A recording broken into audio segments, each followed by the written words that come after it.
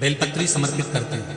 बहुत ध्यान से सुनना भाई, फैमिली हरचन वाले तो सुन ही रहे हैं, जितने लोग आस्था पर सुन रहे हैं, फेसबुक यूट्यूब पर सुन रहे हैं, वो भी ध्यान दीजिएगा जरा। बेलपत्री बेलपत्री शंकर जी को जब चढ़ाई जाती है तो पीछे जो उसमें डूट होता है उसको तोड़ दिया जाता है। बोलो सही है कि गलत है? उसको तोड़ लेते हैं।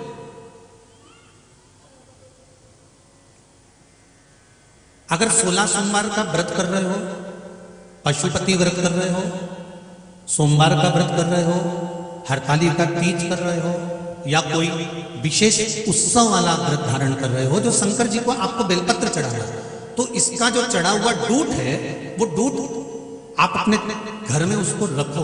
कब तक रखना है? जब तक आप शंकर भगवान की पूजन ना करो। जब शिव जी का पूरा पूजन कर लो, शंकर भगवान पे बेलपत्र समर्पित कर दो, पूजन कर कर घर आ जाओ। घर आने के बाद में 1 आध घंटा 2 घंटा जब आपको हो जाए, तब जो बेलपत्री का डूट तोड़ कर रखा हुआ है उसको उठाकर घर में से घुमाकर फिर बाहर फेंको। क्यों? उसका कारण क्या है? ये जो बेलपत्र है इसमें 33 कोटि देवताओं का वास है। ब्रह्मा विष्णु महेश ये 3 पत्तियों के रूप में है। बीच में जो डंडी है, इन 2 पत्तियों के बीच की डंडी से लेकर बीच की जो डंडी का स्थान है, ये 33 कोटि देवी देवताओं का स्थान है। इस डंडी के पीछे का जो थोड़ा सा भाग है, ये संत साधु सन्यासी तपस्वी साधक उपासक जो भगवान शिव की आराधना में जो गण लगे रहते हैं उनका वर्णन करता है।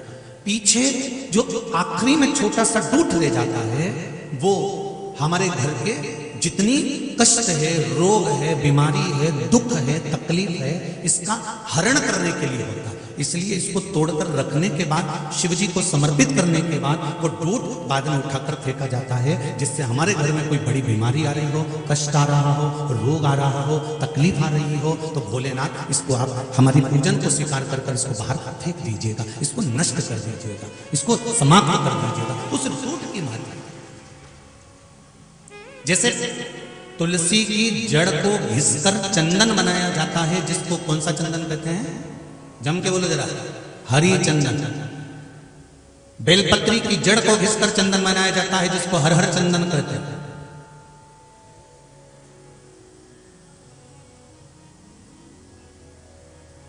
आंख की जड़ में से गणेश जी का प्रागट्य होता है। दर्शन करें इसमें आंकड़े की जो जड़ होती है उसमें से गणेश जी का स्वरूप निकलता है। ये एक नियम, एक आनंद।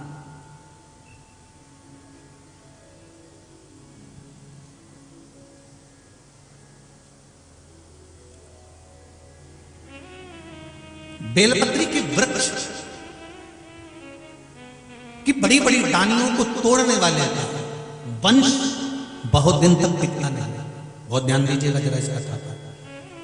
आपको अगर बेलपत्री की वृक्ष पर गए और बेलपत्री आपको चाहिए तो आप, नियम है, पत्तियां तोड़कर लाइए और उसकी डालियां मत तोड़िए। डालियां तोड़ेंगे तो वंश घटेगा। जैसे बेलपत्री का वंश डाली से घट जाता है, उसी तरह हमारा वंश भी घटता है। इसलिए बेलपत्री तोड़ो पर डाली नहीं।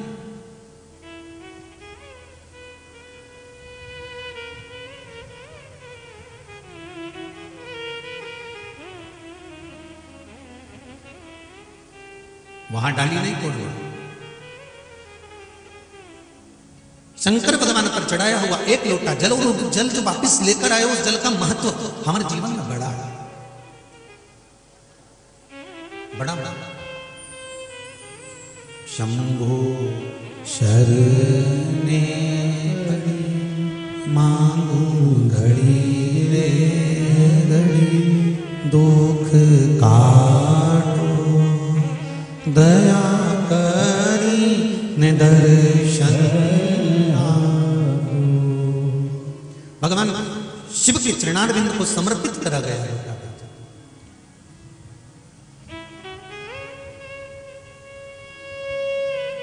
पितरों की 3 बेटियां मेना, धन्या और कला पितृलोक में विराजमान।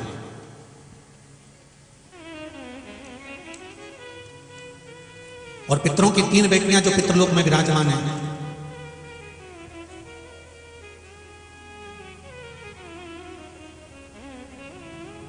कोई आपसे पूछे सीहोर वाले महाराज जी ने जो नर्मदा जी के पूर्व जन्म की कथा कही है वो कहाँ से बोली है, तो आप उसको बता देना। वायु पुराण से बोली। कौन से पुराण से? जम के बोलो जरा। वायु पुराण से चल रही है स्कंद पुराण, वायु पुराण, अग्नि पुराण, नर्मदा पुराण, लिंग पुराण। ये 5 पुराणों में से लेते लेते ये शिव महापुराण की कथा के क्रम में चल जाए। जिसको पढ़ना हो इन पुराणों में से छांटना, मिल जाएगा, आप आनंद पाओ।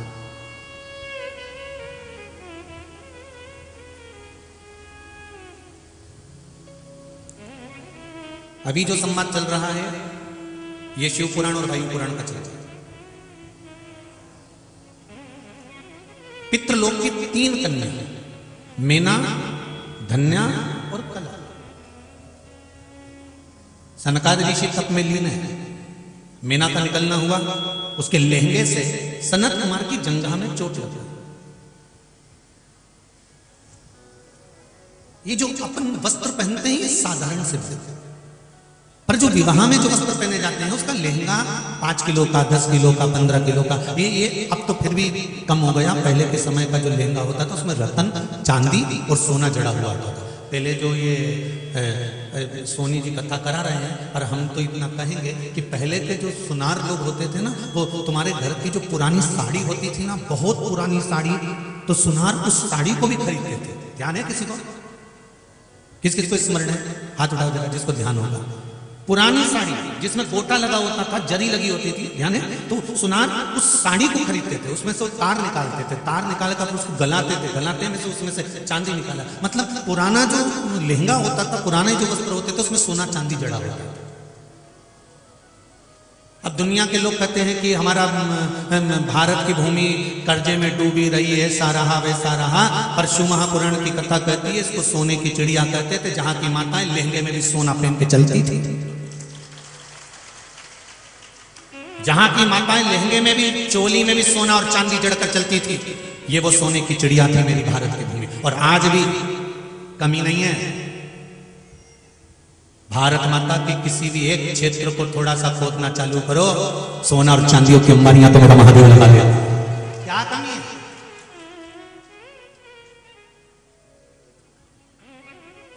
ये भारत की भूमि कोई साधारण भूमि नहीं। लहंगा पहनकर मेना निकली, जंघा पर चोट लगी। धन्या निकली, चोट लगी। कला निकली, चोट लगी। संत उठकर खड़े हो गए। संत उठे, खड़े हुए, और संतों को क्रोध आ गया। क्रोध आकर संतों ने कहा, मेना, धन्या, कला, तुम पितरों की बेटियां, और पितरों की बेटियां होकर तुमने ये क्या करा कि हमारा अपमान करा? किसी संत का, साधु का, गुरुजन का, ब्राह्मण जन का, कोई घर के बड़े का, बुजुर्ग का, आदरणीय का, कोई आपकी उम्र से भी भले 2 साल बड़ा हो, 6 महीने बड़ा हो, उसका आदर होना चाहिए।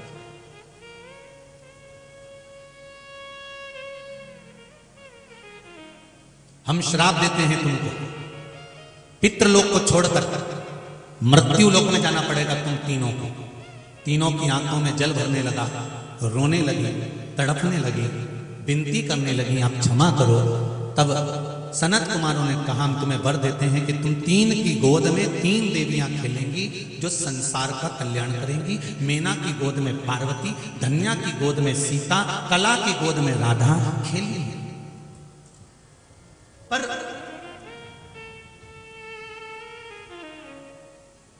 मेना, धन्या, कला, इन तीनों को तो श्राप लग गया। ये रोती रोती अपने पिताजी के पास में पहुंच गई। अब यहां तक की कथा आपने शिव पुराण में पहले से सुन रखी है। अब आ जाओ वायु पुराण की कथा का, नर्मदा जी का पूर्व जन्म।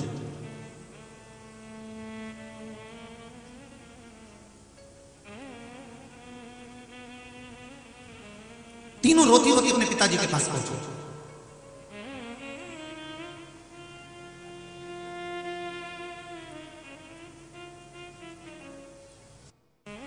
जिनके पिताजी का नाम था सोमप। एक बार बोल के बताओ सभी लोग, सोमप। जम के बोलिए, सोमप।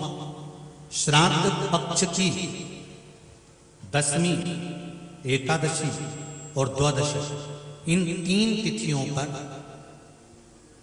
एक रोटी में थोड़ा सा मीठा रखकर सोमप पितृ का नाम लेकर यदि गाय को खिला दिया जाता है, तो अगर कोई पूर्वज प्रेत योनि में भी पड़ा हुआ होता है, भटक रहा होता है, जिसको पिंड नहीं मिला, जो अचानक मर गया होता है, अधोगति में चले गया होता है, उस जीव की मुक्ति दशमी श्राद्ध पक्ष की, एकादशी श्राद्ध पक्ष की और द्वादशी श्राद्ध पक्ष की, ये 3 दिन सोमप पितृ का नाम लेकर रोटी में, पूड़ी में मीठा रखकर अगर गाय को खिला दिया जाता है, ये 3 दिन तक, तो वो पितृ कभी भटकते नहीं है, उनको मुक्ति प्राप्त हो जाती है, मोक्ष में। एक बार सभी लोग वापिस नाम बोलेंगे, क्या नाम है? सोमप।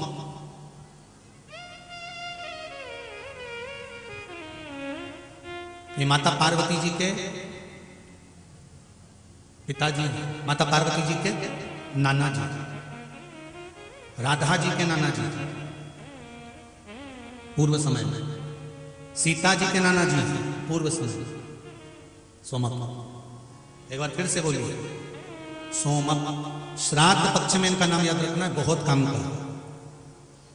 जिसको रात्रि में स्वप्न दिखते हो, स्वप्न में सांप दिखते हो, सर्प नजर आते हो, अर्थियां दिखती हो, मरा हुआ व्यक्ति दिखता हो, अगर वो श्राद्ध पक्ष आने में देरी है, अभी भी दशमी, 11 और 12, 3 दिन रोटी के अंदर गुड़ रखकर अगर गाय को सोमप पितृ का नाम लेकर गाय को खिला देते हैं, दूसरे दिन से ही सर्प दिखना बंद हो जाते हैं, मुर्दे दिखना बंद हो जाते हैं, स्वप्न दिखना बंद हो जाते हैं, रात्रि को चैन से सो। जिसको पूरी रात स्वप्न एक फिल्म की तरह चलते रहते हो, एक खत्म हुआ, जैसे सोए रात को 10 बजे स्वप्न चालू हो गया, ये हो गया, वो हो गया, स्वप्न चलते चलते चलते चलते चलते चलते सवेरे की नींद खुल गई, तब तक स्वप्न चल रहा था। ऐसे व्यक्ति को भी सोमप पितृ का ध्यान करना चाहिए।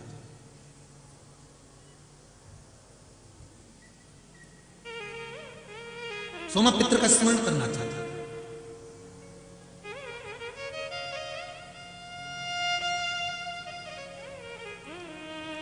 जिसका गर्भ 4 महीने चढ़ा, 2 महीने चढ़ा, 3 महीने चढ़ा, फिर गर्भ गिर गए, 1.5 महीने 2 महीने गर्भ चढ़ा, फिर गिर गए, तो सोमप पितृ का स्मरण कर कर घर का जो मटका होता है, परिंदा होता है, पानी का स्थान होता है, वहां पर एक घी का दिया लगा दिया जाता है। उस घी के दिए पर सोमप के नाम से दिया लगाकर उस पर एक प्लेट टेढ़ी रख दी जाती है, जिसपे कालोच आ जाता है। उस कालोच को जो नारी का गर्भ ठहरा है, और वो गर्भ अगर बार बार गिर रहा है, तो नारी को उस कालोच का उदर भाग पर एक तिलक लगा दिया जाता है सोमप पितृ के नाम से। उस नारी का दूसरी बार गर्भ नहीं गिर सकता, वो बच्चा पूर्ण पैदा किया, पूर्ण जन्म। सोमप पितृ। एक बार फिर से नाम बोलिए, सोमप। जम के बोलो जरा, सोमप। मीना धन्या कला रोती हुई अपने पिता के पास आई। पिताजी, पिताजी, पिताजी ने कहा, क्या हुआ बेटा? आपको मालूम नहीं पिताजी, हमको श्राप लग गया है।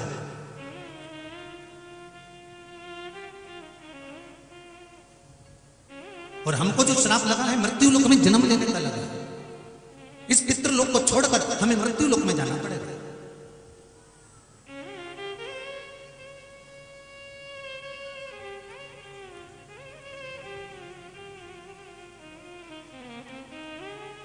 पिता ने तीनों बेटियों को गले से लगा लिया, और तीनों को गले से लगाकर पिता ने कहा, तुम एक काम करो, मृत्यु लोक में तो तुम्हें जाना है, मना नहीं है, पर तुम शंकर की आराधना करो, तुम्हारे लिए वो श्रेष्ठ होगा। सोमप पितृ ने अपनी मेना, धन्या और कला, इन तीनों पुत्रियों को शंकर जी पे 1 लोटा जल समर्पित करने का वर्णन कर दिया। और आपको रोज प्रतिदिन कथा में कहते हैं, सारी समस्या का हल 1 लोटा जल शिव को समर्पित करना। कई लेटरों में आया, देखो पत्र में।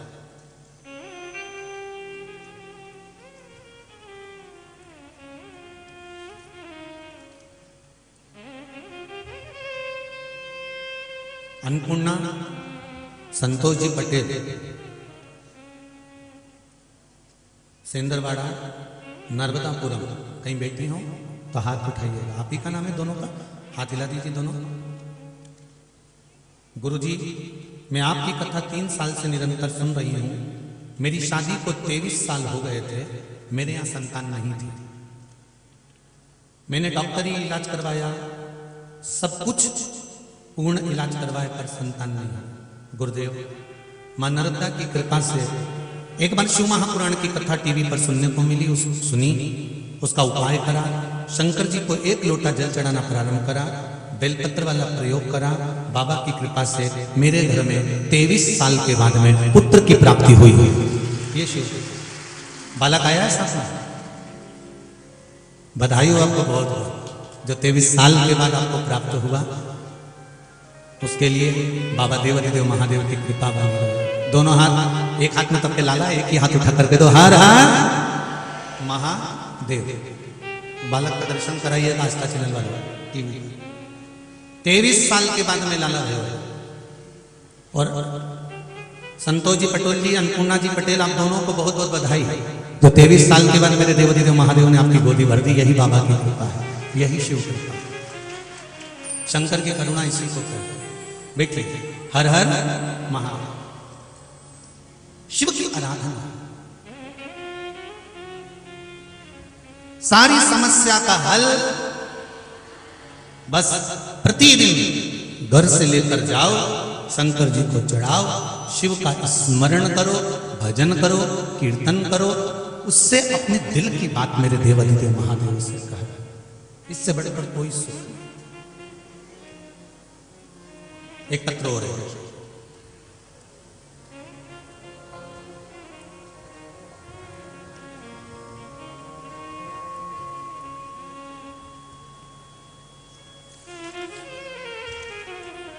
मेरा नाम संगीता राजपूत है, मैं पिपरिया की निवासी हूं।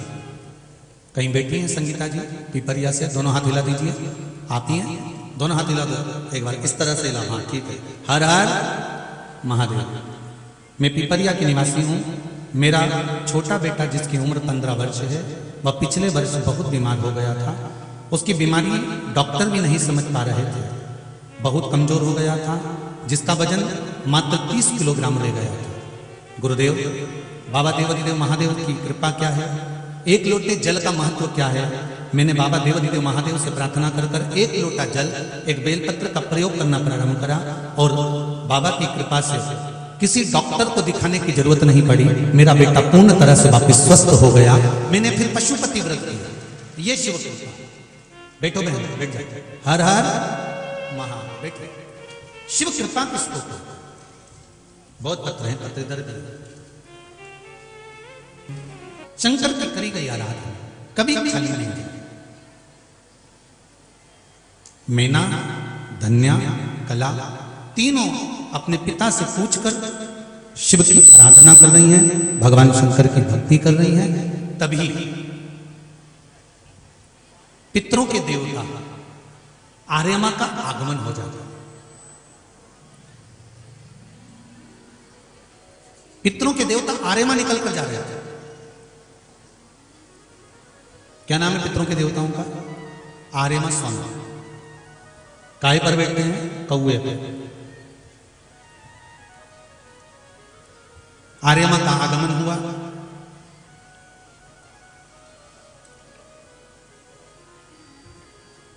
सोमप नामक पित्र ने आर्यमा स्वामी को आते हुए देखा तो उठकर प्रणाम करा, क्योंकि ये पितरों के देवता हैं। उनको नमन किया, प्रणाम किया, और नमन करने के बाद उनको प्रणाम करने के बाद में एक निवेदन किया कि मेरी बेटियों को श्राप लगा है कि वो मृत्यु लोक में जाएंगी और पृथ्वी पर उनको जन्म लेना पड़ेगा। पितृलोक छोड़कर मेरी बेटियां मृत्यु लोक में जा रही हैं, तो आप कुछ कृपा कर दीजिए। मेना, धन्या और कला को श्राप लगने की बात जब आर्यमा स्वामी को मालूम पड़ी, तब आर्यमा स्वामी अपने भवन में जब प्रवेश करते हैं, तब उनकी पुत्री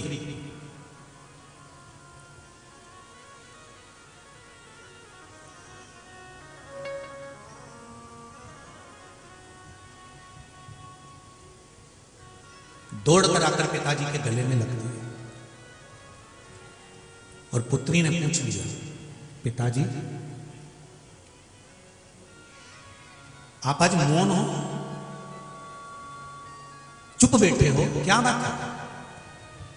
आर्यमा स्वामी ने कहा कि पितरों की बेटियों को श्राप लगा है मृत्यु लोक में जन्म लेने का, मृत्यु लोक में जाने का, मृत्यु लोक में प्रकट होने का।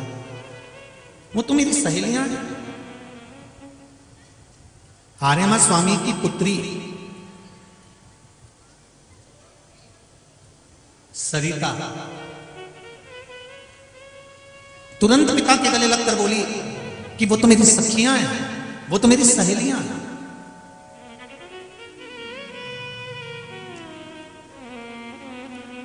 और यदि मेरी सखियां अगर मृत्यु लोक में जा रही हैं तो आर्यमा स्वामी से, पितरों के देवताओं से बेटी कहती है मैं भी मृत्यु लोक में जाना चाहता हूं, पृथ्वी पर जाना चाहता हूं। कुछ भी करो पिताजी, मेरी सखियां मेना, धन्या और कला अगर पृथ्वी पर जन्म लेंगी तो मुझे भी मृत्यु लोक में जाना पड़ेगा। और मेरी सखियों को अगर श्राप लगा है तो उनके श्राप को धोने के लिए मुझे पृथ्वी पर जाना पड़ेगा। आप कुछ भी करिए और मुझे पृथ्वी पर भेज दीजिए। आर्यमा स्वामी ने भी एक ही बात कही, जैसे मेना, धन्या, कला शंकर जी की आराधना कर रही वैसे तुम भी शिव की आराधना में लग जाओ। अब मेना, धन्या, कला जैसे शिव की आराधना कर रही थी तो सरिता भी शिव की आराधना में लग गई, शंकर की आराधना में लग गई। समय आया, कौन सा समय? जिस समय पर भगवान शंकर के नेत्र से अश्रु प्रकट हुआ और उस अश्रु से अंधकासुर प्रकट हुआ।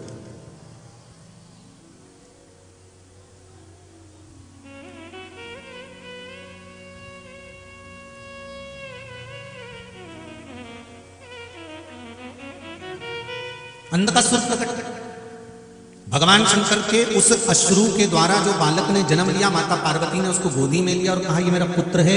शंकर भगवान इसको समझा समझा कर देगा कि ये तुम्हारा पुत्र नहीं है, मेरे नेत्र बंद करने के बाद अगर जन्म लिया है तो उसको उठाकर समुद्र में फेंक दो। और मानी नहीं माता पार्वती, पुत्र की तरह स्नेह करती रही, लाड़ लड़ाती रही, उससे प्रीत बढ़ाती रही, उसको फेंका नहीं। तब भगवान शंकर को क्रोध आया और शिव जी ने कहा पार्वती हमने आपको समझाया है, इस पुत्र को उठाकर समुद्र में डाल दो, उठाओ और समुद्र में फेंको इसको।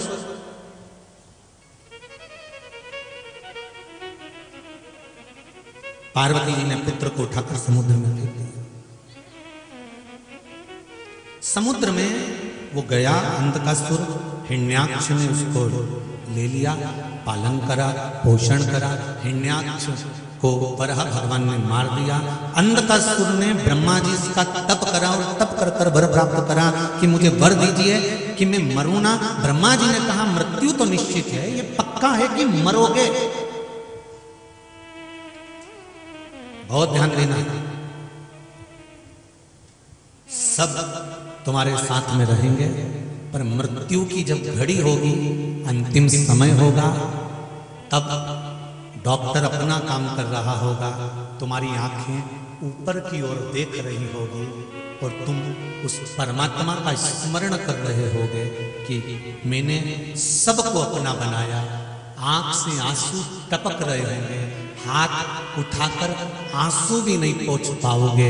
जब अंतिम क्षण होता है, हॉस्पिटल में पड़ा हुआ होता है, वेंटिलेटर पर पड़ा है, आईसीयू में पड़ा हुआ है, शरीर काम नहीं कर रहा, केवल आंख खोलकर देख रहा है ऊपर की ओर, आंख से आंसू टपक रहे हैं और उस परमात्मा को याद कर कर रो रहा है कि मैंने सारा समय परिवार को दिया, कुटुंब को दिया, रिश्तेदारों को दिया, और ऊपर देखकर रोता रोता कहता है बस तुझे समय नहीं दे पाया, अगर तुझे दे देता तो आज पलंग पर नहीं पड़ा होता। ये नौकरी करी, सर्विस करी, कमाया, दुकान धंधा पानी करा, खूब कमाया, गाड़ी बंगला जमीन जायदाद सब कुछ करा, पर मैं तुझे समय नहीं दे पाया। अपनी पत्नी के लिए समय निकाला, उसके मायके जाने के लिए समय निकाला, बेटों को पालने के लिए समय निकाला, बच्चों के विवाह के लिए, लड़का लड़की देखने के लिए समय निकाला, उनकी जॉब के लिए समय निकाला, उनसे मिलने का समय निकाला, रिश्तेदारों के यहाँ जाने का समय निकाला, किटी पार्टी करने का समय निकाला, एंजॉय करने का समय निकाला, खाने पीने का समय निकाला, होटल पर जाकर चाट खाने का समय निकाला, ढाबे पर जाकर रोटी खाने का समय निकाला, पार्टियों में जाने का समय निकाला, होटलों में जाकर एंजॉय करने का समय निकाला, एसी के रूम में सोने का समय निकाला, पर तेरे को समय नहीं दे पाया। अंतिम समय पर जब आईसीयू में पड़ा होता है, दोनों हाथ पैर शरीर कुछ काम नहीं करता, आंख से केवल आंसू गिरते रहते हैं, रिश्तेदार जरूर आते हैं, देखकर बाहर की बाहर चले जाते हैं, फोन पर हेलो हाय पूछ लेते हैं, पर उसकी आंख सामने ऊपर की ओर लगी रहती है, आंसू दिन रात टपकते रहते हैं। परमात्मा से कहता कहता रोता रहता है कि मैंने सबको समय दिया, तुझे नहीं दे पाया। अगर एक लोटा पानी लेकर तेरे मंदिर जाता रहता तो तू भी आज मेरे हॉस्पिटल में मेरे पास में खड़ा हो जाता। अंतिम समय में सारे संबंधी, नाते, रिश्ते, कुटुंब और कबीले सब साथ छोड़ देते हैं, पर अकेला जब आईसीयू में पड़ा होगा, अकेला जब वेंटिलेटर पर पड़ा होगा, अकेला कहीं मृत्यु के समय पर पड़ा होगा, तब कोई दूसरा नहीं आएगा। आएगा तो मेरा कालाधिपति महाकाल आएगा, उसके सिवा कोई नहीं आएगा, एक शंभू के सिवा।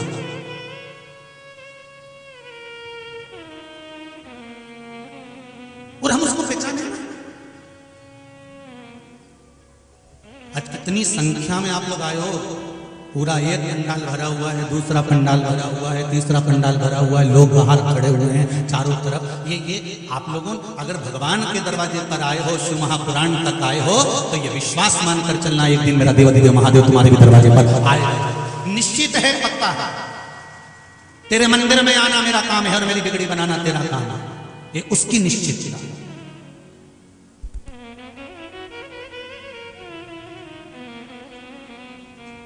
देख लिया संसार हमने, देख लिया सब मतलब के यार हमने, देख लिया झूठे नाते झूठे रिश्ते, झूठा है संसार हमने देख लिया। कौन किसको?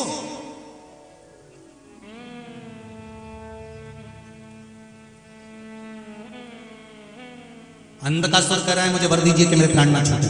ब्रह्मा जी ने कहा मरना तो निश्चित है, मरेगा तो सही है, पक्का है, ऐसा वर नहीं दे सकता कि तू मरेगा नहीं, तो वर दीजिए जिस दिन मैं अपनी माता को गलत दृष्टि से देखूं उस दिन मैं मरूं। अंधकासुर को यह मालूम था ना तो मेरी माँ है ना मेरा कोई बाप है, मुझे तो समुद्र में मिल गया था और हिरण्याक्ष ने पाला था, माता पिता नहीं है। दुनिया के लोग भी इसी भ्रम में जीते हैं, वो तो मैंने मेहनत करी इसलिए मेरी नौकरी लगी, वो तो मैंने मेहनत करी इसलिए मैंने घर बना लिया, वो तो मैंने मेहनत करी तो मैंने सारा काम कर लिया, वो तो मैं था इसलिए काम हो गया। पर एक बार मुझसे ये नहीं कहा कि परमात्मा ने तेरे भाग्य को, परमात्मा ने तेरे शरीर को अच्छा बनाकर भेज दिया, एक आध डिपार्टमेंट निपटा के भेज देता तो क्या कर लेता? हाथ दो दिए, पांव दो दिए, नेत्र दो दिए, श्रवण शक्ति दी, बोलने की वाणी दी, नासिका के छिद्र दिए, और भगवान ने इन दोनों मुष्टिकाओं में तेरा भाग्य लिखकर भेज दिया कि कर्म की चाबी तू घुमाते रहना, भाग्य की चाबी मैं घुमाकर तुझे आगे बढ़ा दूंगा, ये तेरे ऊपर। जैसे बैंक में लॉकर होता है तो उसकी दो चाबी होती है, एक चाबी मैनेजर के पास होती है, एक चाबी जिसका लॉकर है उसके पास होती है। आप अपनी चाबी कितनी भी घुमा लो, पर बैंक का मैनेजर आकर चाबी नहीं घुमाएगा तब तक तुम्हारा लॉकर नहीं खुलेगा। मैनेजर अपनी चाबी कितनी भी घुमा ले तब तक तुम्हारी चाबी नहीं लगेगी, तब तक वो लॉकर नहीं खुलेगा। दोनों चाबी लगेगी तब लॉकर खुलेगा। उसी तरह तुम कर्म कितना भी करे जाओ, कितनी भी दुकान खोले जाओ, कितना भी व्यापार करे जाओ, कितने भी इंटरव्यू दिए जाओ, इंटरव्यू दिए जाओ, पर जब तक मेरा महादेव चाबी नहीं लगाकर जाएगा तब तक तुम्हारा भाग्य भी काम नहीं कर सकता। कर्म की चाबी तुम घुमाइए, भाग्य की चाबी महादेव घुमाएगा। और केवल भाग्य के भरोसे पर नहीं मत बैठना कि महादेव चाबी घुमाता रहेगा। महादेव कहता कर्म भी करना, चाबी दो हैं, एक तुझे घुमाना पड़ेगी, एक मुझे घुमाना पड़ेगी। तू अपना काम करेगा, एक दिन में आऊंगा और चाबी घुमा कर जाऊंगा और तेरा भला कर जाऊंगा। चाबी तुझे भी घुमाना है और मुझे भी घुमाना है। कर्म प्रधान है, कर्म तुम्हें भी करना है और मुझे भी करना है, दोनों ही श्रेष्ठ। मत बुरे कर्म कर बंदे वरना पछताएगा, भगवान की आंखों से तू बच नहीं पाएगा, तू बच नहीं पाएगा। कौन बचा इस अभिमतता से?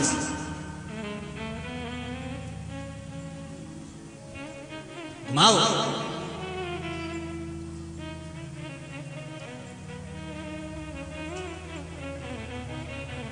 अरे भाई, अंधकासुर ने वर मांग लिया जिस दिन मैं माता को गलत दृष्टि से देखूं उस दिन मेरे प्राण छूटे। और अंधकासुर अपने सबके सारे द्वारपालों से पूछा कि सबसे सुंदर स्त्री कौन है जिसके साथ मुझे शादी करना है, विवाह करना है। तो कहा सुंदर जो थी उसको तो देवाधिदेव महादेव ले गए, उसका नाम पार्वती था, इतनी सुंदर थी। हाँ, तो महादेव लेकर गए तो महादेव के पास में क्या है, वो तो शमशान में निवास करते, मेरे पास में कितनी सत्ता है। मैं पार्वती से विवाह करूंगा। कहाँ है पार्वती? अंधकासुर सीधे पहुंच गए उस भूमि पर जिस भूमि पर माता पार्वती बैठ कर एकांत में तप कर रही थी, जहां पर तप करते करते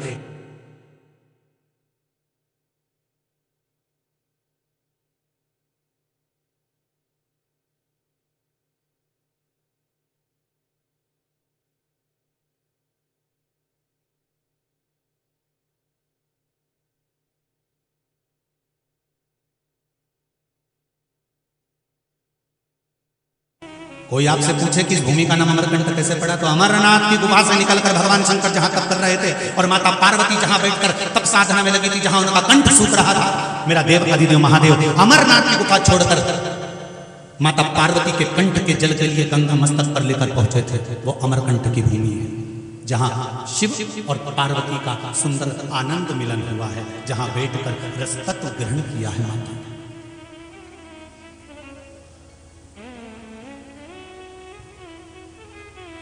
सुन लो, जितने श्रोता भाई बहन कथा सुन रहे हैं आस्था चैनल पर, फेसबुक, यूट्यूब पर और इस पावन सेमली हरचंद की भूमि पर जो सोनी परिवार द्वारा कथा चल रही, बड़े ध्यान से सुनना। अमरनाथ जाओ कि ना जाओ, पर एक बार जो अमरनाथ वाला बाबा है वो भी जिस भूमि पर आया उस भूमि पर जरूर चले जाना, दर्शन। कहा? अरे बोलो जम के, अमरनाथ।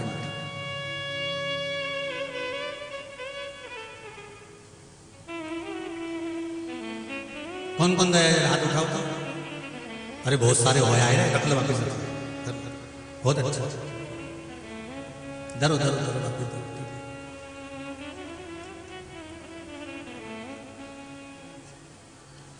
इसीलिए तो शायद लोग कहते हैं महाराज सुबह शाम लिया करो